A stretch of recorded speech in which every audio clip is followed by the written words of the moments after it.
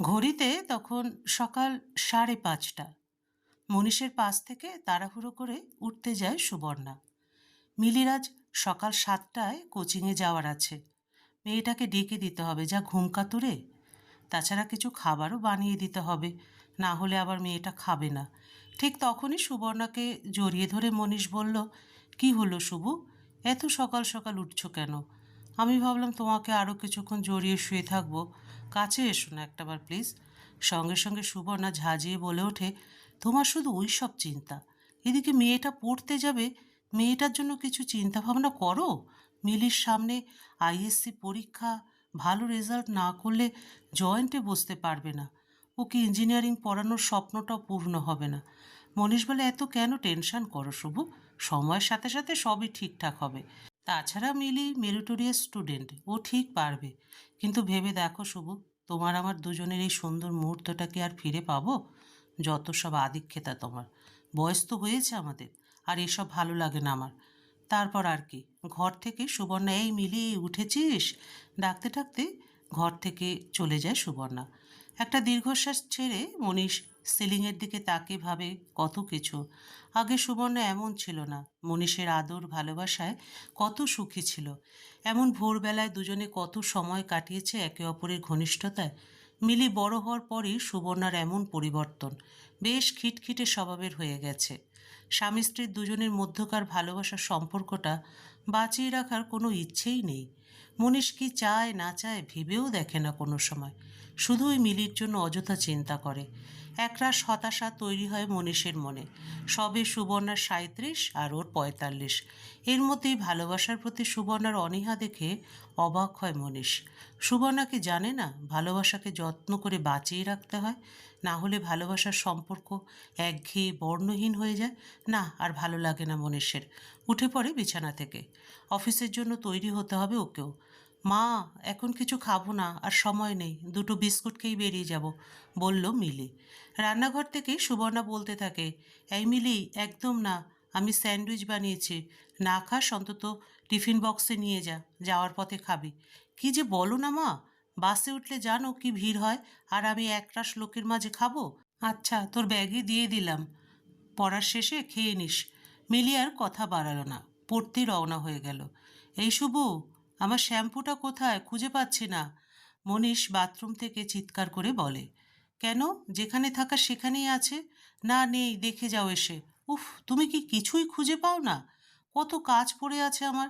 তুমি তো আবার অফিসে বেরোবে, এখনো রান্না বাকি। আমি এখন যেতে পারবো না, একদিন শ্যাম্পু না করলে কিছু হবে না। প্লিজ শুভু, একবার খুঁজে দাও। রাগে গজগজ করতে করতে বাথরুমে গিয়ে দেখলো শ্যাম্পুর বোতলটা তাক থেকে বালতিতে পড়ে গেছে। এই তো তোমার শ্যাম্পু, নাও ধরো।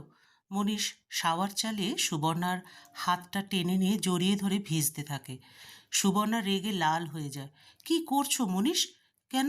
নিজের বউয়ের সাথে প্রেম করছি বলে সুবর্ণার ঠোঁটে নিজের ঠোঁটটা ছুঁয়ে দিয়ে বলল, কেন দূরে চলে যাচ্ছ শুভ? আমি তোমাকে ঠিক আগের মতো করেই পেতে চাই, কেন বোঝো না? সুবর্ণা বলে, তাই বলে এখন? এসবের তো সময় আছে। ঠিক আছে, তুমি যখন এসব চাও না, আমি আর কোনো দিন আজকের পর থেকে তোমাকে বিরক্ত করব না। এখন বিকেল গড়িয়ে যায়। সন্ধ্যা পর্যন্ত বাড়ির ব্যালকনিতে সুবর্ণা দাঁড়িয়ে থাকে রোজই, মনীষের জন্য অপেক্ষা করে। মিলি ইঞ্জিনিয়ারিংয়ে চান্স পেয়ে হস্টেলে থেকে পড়ছে খড়গপুরে। সেদিনের পর থেকে সত্যি মনীষা আর সুবর্ণাকে কাছে পাওয়ার জন্য আবদার করেনি, নিজেকে পাল্টে ফেলেছে, কথা খুব কম বলে আজকাল। রাত করেই অফিস থেকে বাড়ি ফেরে। জরুরি বিষয়ে কথা ছাড়া সুবর্ণার সাথে আর কোনো কথা হয় না মনীষের। সেই দিনগুলোর মর্ম সুবর্ণা এখন বুঝতে পারে। সত্যি সুবর্ণা একটা সময় মনীষকে বোঝার চেষ্টা করেনি। আসলে মিলের জয়েন্ট নিয়ে বেশি চিন্তিত হয়ে পড়েছিল। সেই সময় মনীষের চাওয়া পাওয়া ভালোবাসাকে বাড়াবাড়ি বলে মনে হতো যেন। খিটখিটে মেজাজও হয়েছিল নিজের। মিলি জয়েন্ট পাশ করলে অনেকটা নিশ্চিন্ত হয়েছে এখন সুবর্ণা। কলিং বেলের আওয়াজ পেতে সুবর্ণা দরজা খোলে। মনীষ ড্রিঙ্ক করে বাড়ি ফিরেছে দেখে অবাক হয়। কোনো কথা না বলেই মনীষ ঘরে চলে যায়। তখনই সুবর্ণা ঘরে গিয়ে বলে, তুমি ড্রিঙ্ক করে বাড়ি ফিরেছ মনীষ? এই স্বভাব তো তোমার ছিল না।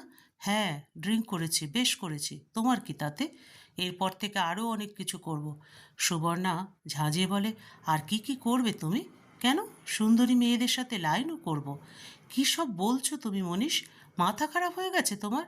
ঠিকই বলছি, আমাকে বিরক্ত করো না, যাও ওইখান থেকে, আমাকে একা থাকতে দাও। সুবর্ণা আর কিছু বলে না, চলে আসে মিলির ঘরে।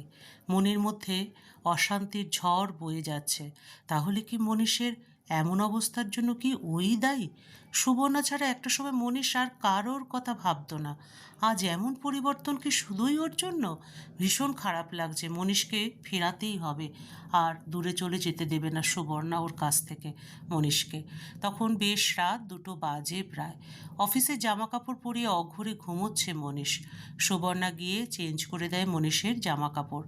তারপর মনীষের বুকে মাথা রেখে কেঁদে ফেলে। ঘুম চোখে মনীষ সুবর্ণাকে দেখে ওপাশ ফিরে শোয়। মনীষের কানের কাছে গিয়ে সুবর্ণা বলে, ভালোবাসি মনীষ তোমায়। আজ বুঝতে পেরেছি আমিও তোমায় খুব ভালোবাসি।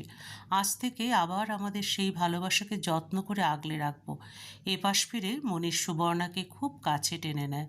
সুবর্ণার কানে ফিসফিস করে বলে মনীষ, তাহলে কাল থেকে শুরু, সকালে একসাথে চা খাবো, একটু গল্প করব, যেমন আগে করতাম।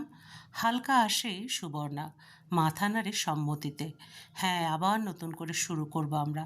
এরপর আদরে চুমুতে চুমুতে ভালোবাসায় ভরিয়ে দেয় সুবর্ণাকে। সুবর্ণা হারিয়ে যায় সেই আগের মতো। দুজনে আবার ওদের ভালোবাসাকে নতুন করে আবিষ্কার করে। সংসারের ব্যস্ততা, দায়িত্ব সবই আছে, কিন্তু তার মাঝে একটু সময়, একটু যত্ন আর একটু ভালোবাসা, এই নিয়েই আবার ধীরে ধীরে গড়ে ওঠে ওদের সম্পর্ক।